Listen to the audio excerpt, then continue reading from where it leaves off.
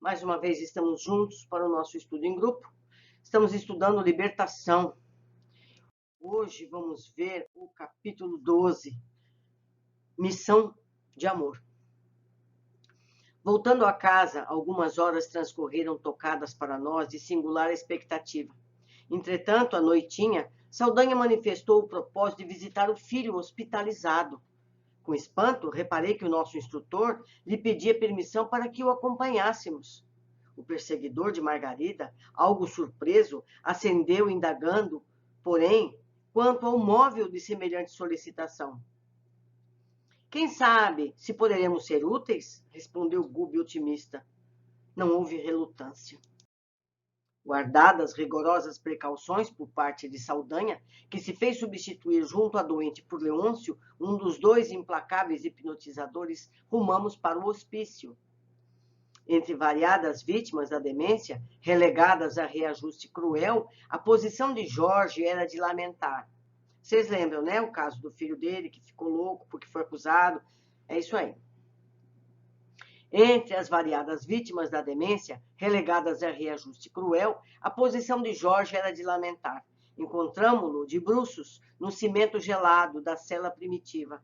Mostrava as mãos feridas, coladas ao rosto imóvel. O genitor, que até ali se nos afigurava impermeável e endurecido, contemplou o filho com visível angústia nos olhos, velados de pranto, e elucidou com infinita amargura na voz. Está certamente repousando depois de crise forte. Não era, contudo, o rapaz deslocado e abatido quem mais inspirava compaixão. Agarradas a ele, ligadas ao círculo vital que lhe era próprio, a mãezinha e a esposa desencarnadas absorviam-lhe os recursos orgânicos. Jaziam igualmente estiradas no chão, letárgicas quase, como se houvessem atravessado violento acesso de dor. Que imagem triste, não é? Irene, a suicida, trazia a destra jungida à garganta, apresentando o quadro perfeito de quem vivia sob dolorosa aflição de envenenamento, ao passo que a genitora enlaçava o enfermo de olhos parados nele, exibindo ambas sinais iniludíveis de atormentada introversão. Fluidos, semelhante à massa viscosa, cobriam-lhes todo o cérebro, desde as extremidades da medula espinhal até os lóbulos frontais, acentuando-se nas zonas motoras e sensitivas. Concentradas nas forças do infeliz, como se a personalidade de Jorge representasse a única ponte de que dispunham para a comunicação com a forma de existência que vinham de abandonar. Revelavam-se integralmente subjugadas pelos interesses primários da vida física. Estão loucas, informou Saldanha, na intenção evidente de ser agradável. Não me compreendem nem me reconhecem, embora me fixem. Guardam o comportamento de crianças quando fustigadas pela dor. Corações de porcelana quebrados facilmente. E franzindo o sobrecenho, transformado agora por insofreável rancor, acrescentou: raras mulheres sabem conservar a fortaleza nas guerras de revide. Em geral, sucumbem rapidamente, vencidas pela ternura inoperante. Nosso orientador, desejando anular as vibrações de cólera no companheiro, cortou-lhe o rumo das impressões destrutivas, confirmando pesaroso. Demoram-se efetivamente em profunda hipnose. Nossas irmãs não conseguiram, por enquanto, ultrapassar o pesadelo do sofrimento. No transe da morte, qual acontece ao viajante que inicia a travessia de vasta corrente de águas turvas, sem recursos para alcançar a outra margem, ligadas ao filho e ao esposo, objeto que lhe centralizou nas horas finais do corpo denso. Todas as preocupações afetivas combinaram as próprias energias com as forças torturadas dele e aquietam-se aflitivamente no centro dos fluidos que lhes constituem criação individual, como acontece com o Bombyx Mori, imobilizado e dormente sobre os fios tecidos por ele mesmo. O obsessor de Margarida registrou as observações, demonstrando indisfarçável surpresa no olhar, e acentuou mais calmo. Por mais que eu me procure insinuar, gritando-lhes meu nome aos ouvidos, não conseguem entender-me. Em verdade, movem-se e se lastimam através de longas frases desconexas, mas a memória e a atenção parecem mortas. Se insisto, carregando-as a custo, ansioso por infundir-lhes vida nova, com que posso auxiliar na vingança, vejo baldado todo o esforço, porquanto regressam imediatamente para Jorge, logo que as suponham livres, num impulso análogo ao das agulhas de um ímã, recolhe a distância.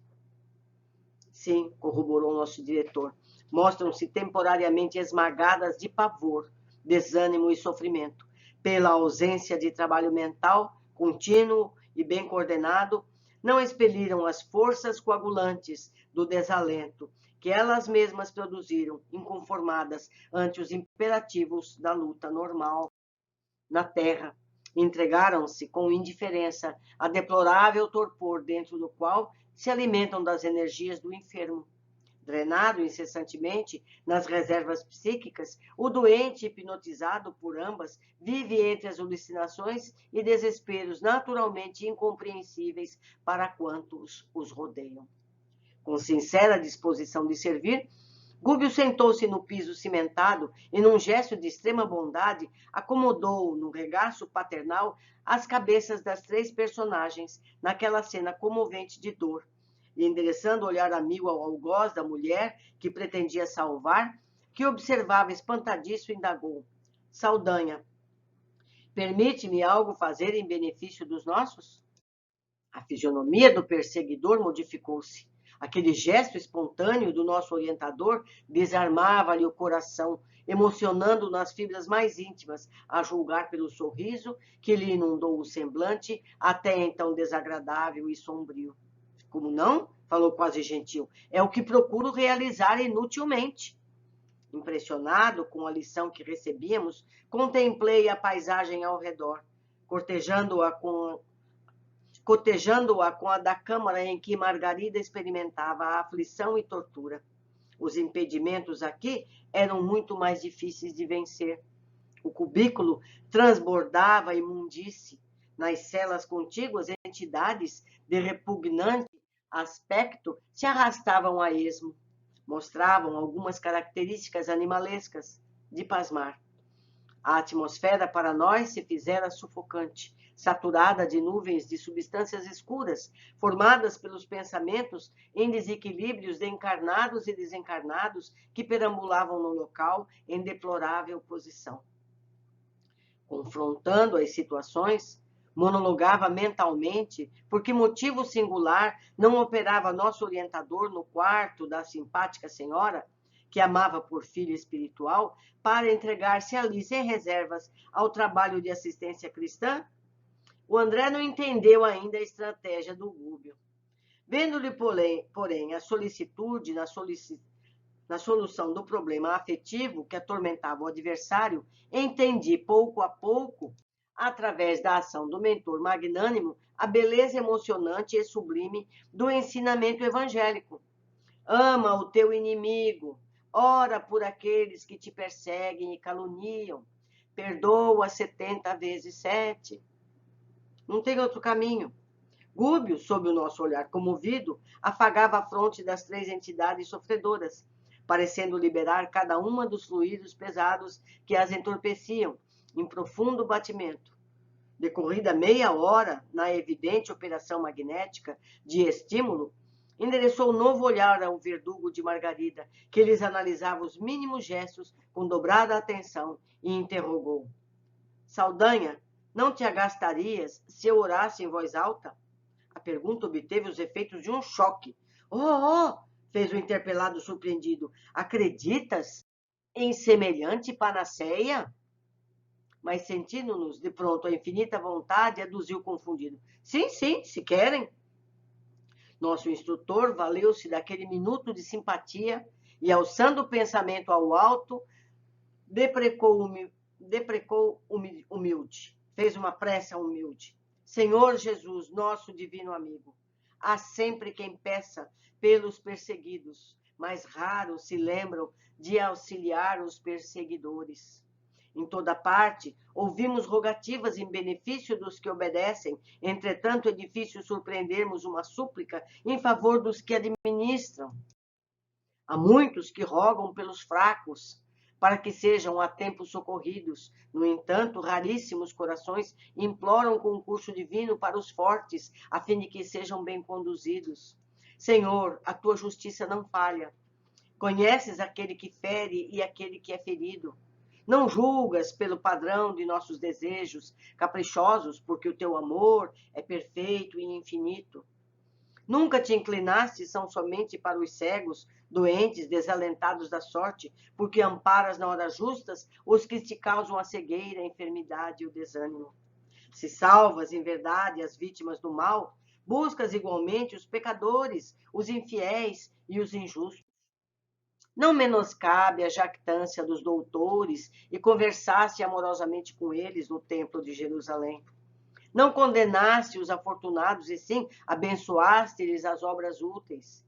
Em casa de Simão, o fariseu orgulhoso, não desprezaste a mulher transviada, ajudaste-a com fraternas mãos. Não desamparaste os malfeitores, aceitaste a companhia dos dois ladrões no dia da cruz. Se tu, mestre, o mensageiro imaculado, assim procedesse na terra, quem somos nós, espíritos endividados, para amaldiçoarmos uns aos outros?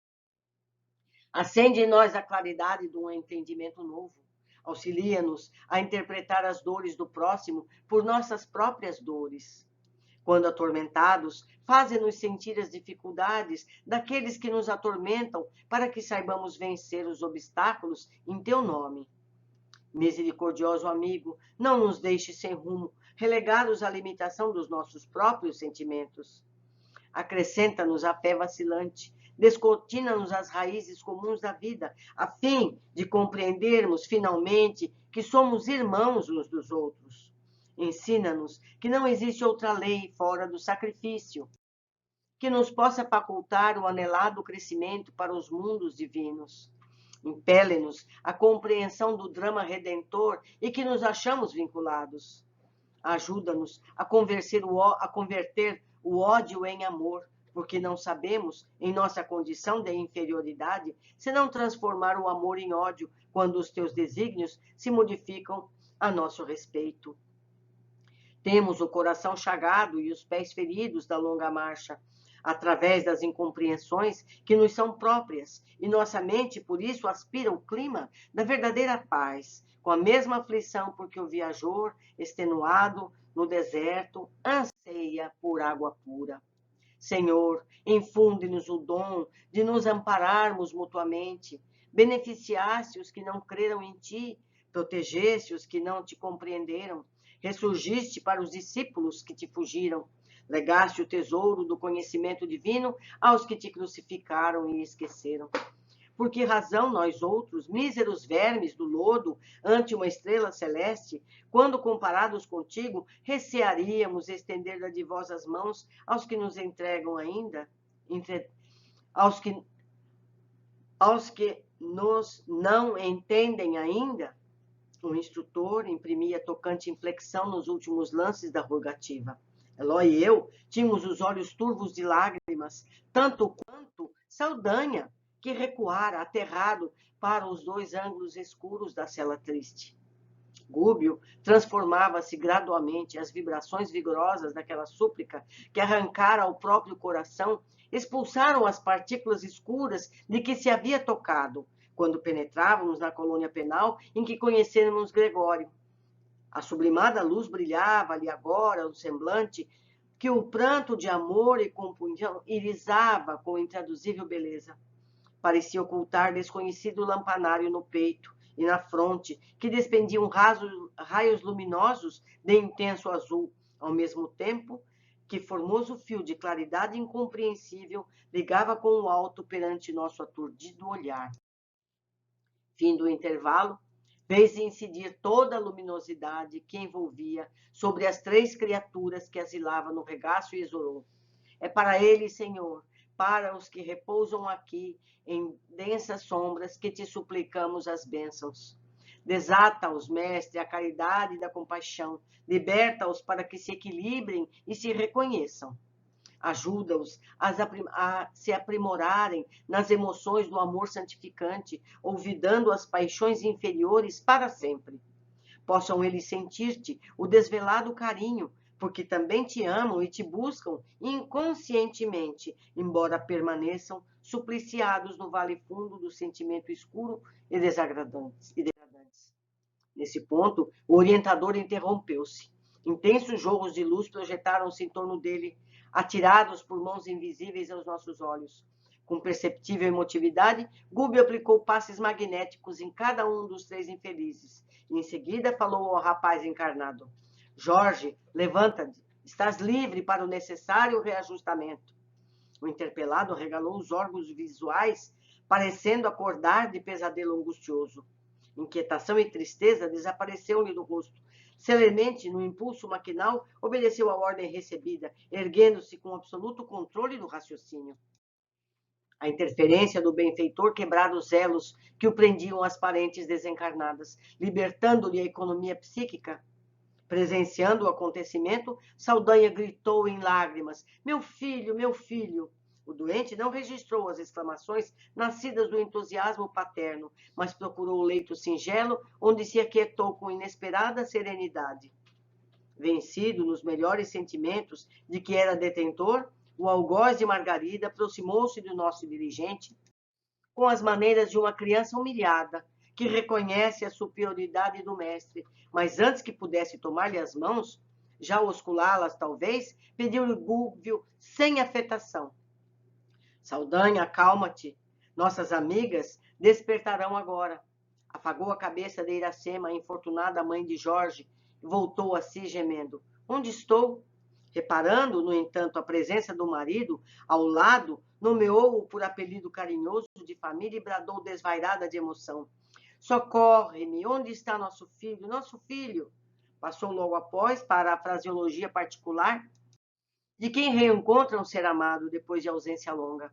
O obsessor da doente, que nos interessava de mais perto, tangido nas fibras recônditas do ser, derramava agora abundantes lágrimas e buscava o olhar de Gúbio instintivamente, rogando-lhe, sem palavras, medidas salvacionistas.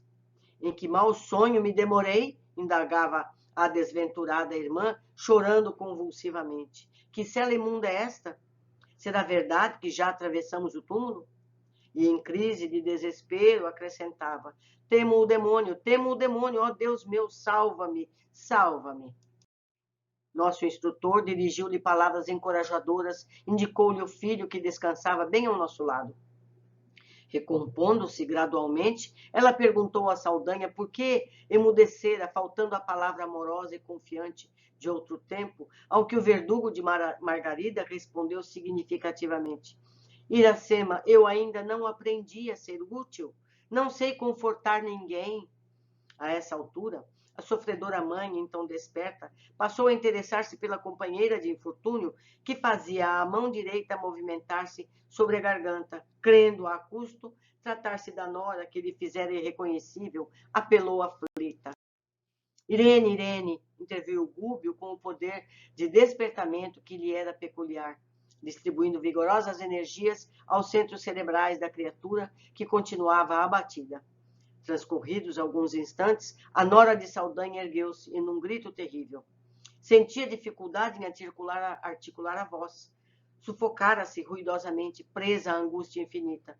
Nosso orientador, vigilante, segurou-lhe ambas as mãos com a destra e com a mão esquerda ministrou-lhe recursos magnéticos balsâmicos sobre a glote e, sobretudo, ao longo das papilas gustativas, acalmando-a de alguma sorte.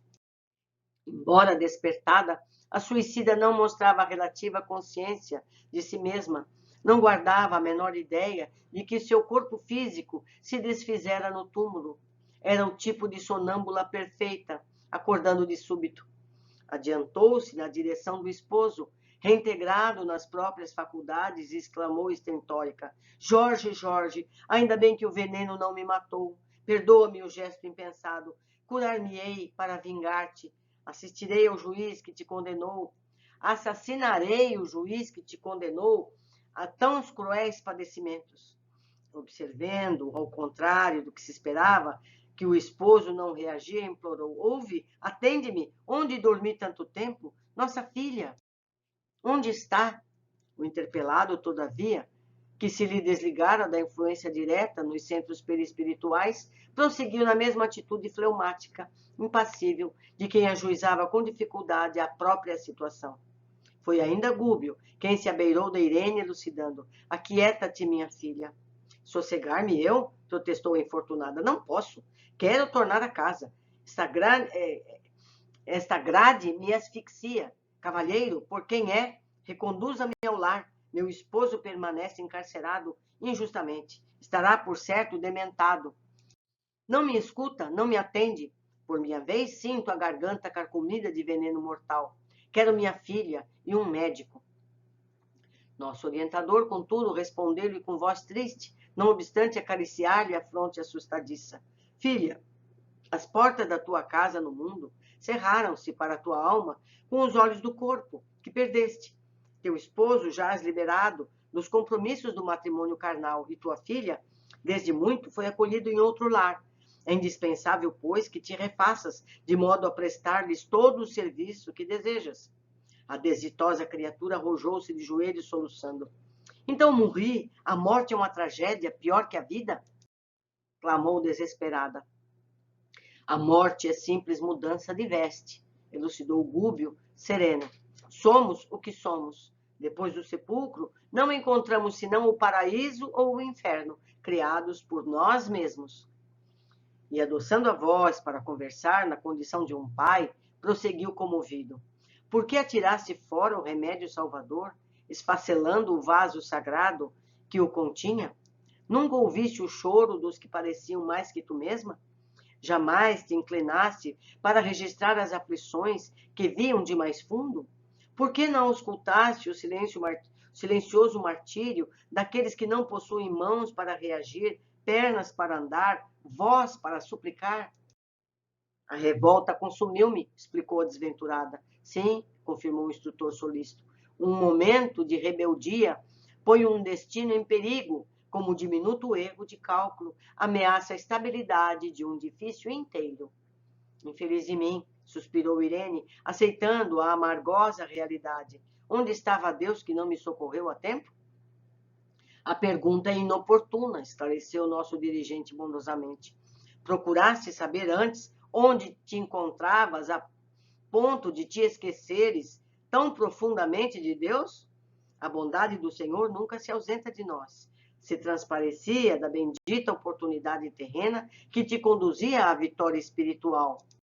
Reside também agora nas lágrimas de contrição que te encaminham à regeneração salutar. Admito que possas, em breve, alcançar semelhante bênção. Entretanto, cavaste enorme precipício entre a tua consciência e a harmonia divina, que precisarás transpor efetuando a própria recomposição. Por algum tempo, experimentarás a consequência do ato impensado. Colher fruto imaduro é praticar violência. Intoxicaste a matéria delicada sobre a qual se estruturavam os tecidos da alma. Poucas circunstâncias te atenuam a gravidade da falha. Não percas, porém, a esperança que dirige os passos na direção do bem. Se o horizonte, por vezes, se faz mais longínquo, nunca se torna inatingível. E, encorajando-a paternalmente, acrescentou: vencerás, Irene, vencerás. A interlocutora, entre o desapontamento e a rebelião, não parecia interessada em reter os elevados conceitos ouvidos. Desviando a atenção da verdade que aferia fundo, identificou a presença de Saldanha, passando a gritar medrosamente. Gúbio interferiu, acalmando-a. A companheira de Jorge, todavia, dominada por temor infantil, regressou à intemperança mental. Pousou no sogro os olhos atormentados e inquiriu: sombra ou fantasma que procuras aqui? Por que não vingaste o filho infeliz? Não te dói tanta infâmia inútil? Não disporás acaso de armas com que possas ferir o juiz desalmado, que nos conspurcou a vida? Cessa então com a morte o devotamento dos pais? Descansarás, porventura, em algum céu contemplando Jorge, assim reduzido a frangalhos, ou ignoras a realidade cruel? Que razões te compelem à mudez das estátuas? Por que não buscaste sem repouso a justiça de Deus que não se encontra na terra? As perguntas semelhavam-se a golpes de ferro em brasa. O perseguidor de Margarida recebia-as por vergastadas no íntimo, porquanto extrema indignação lhes empalideceu o semblante. Hesitava quanto à atitude a assumir, mas reconhecendo-se diante de um condutor amoroso e sábio, procurou o olhar de Gúbio, rogando-lhe cooperação em silêncio. E o nosso instrutor tomou por ele a palavra. Irene, exclamou melancólico, a certeza da vida vitoriosa acima da morte não te infunde respeito ao coração? Supões estejamos subordinados a um poder que nos desconhece? Perante a verdade nova que te surpreende a alma, não percebes a infinita sabedoria de um supremo doador de todas as bênçãos? Onde se encontra a felicidade da vingança? O sangue e as lágrimas de nossos inimigos apenas aprofundam as chagas que nos abriram nos corações.